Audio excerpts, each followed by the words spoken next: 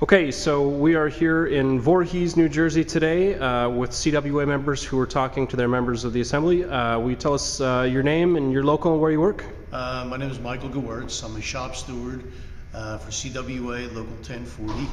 I work in Ancora Psychiatric Hospital, where I am a supervisor of nursing services.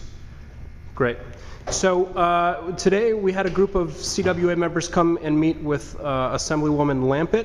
You want to tell us, some of the issues that you raised in the meeting and kind of how the meeting went?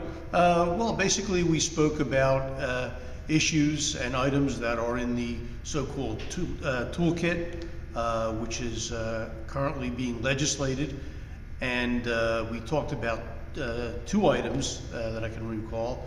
One of them being a 2% cap, okay, on state spending, which I feel is very restrictive and ties the union's hands as far as negotiating.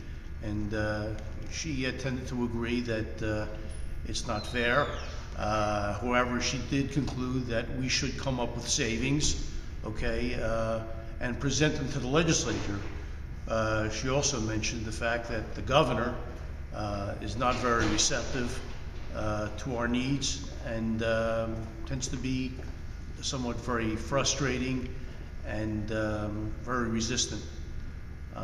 We also spoke about civil service and that the state is, or the governor is trying to opt out of civil service, which we both felt, the Congresswoman felt, and the representatives felt was not fair. Civil service is designed to provide fairness for workers, so the workers are happy, they can do a good job. It may not be the most efficient, however, in the long run, you have people that will work harder and when they're being treated fairly, and that's basically the framework of civil service and what it is designed to do. I thought it was a productive meeting. Like I said, to recap, the major thing that I was very upset about was that she mentioned you cannot go to the governor, okay, because he's not open to suggestions and he is stubborn. And what you'll have to do is come up with suggestions, okay, and relate them to the legislators. And that way we can possibly get the legislators to consider those cost savings. However, like she mentioned, the governor is not open-minded, okay, which is very disheartening. Great. So, the governor's not going to work with us, and we're going to need the Democrats to stand strong and stand with the working people here. Any message, real quick, you'd like to say to the Democrats out there?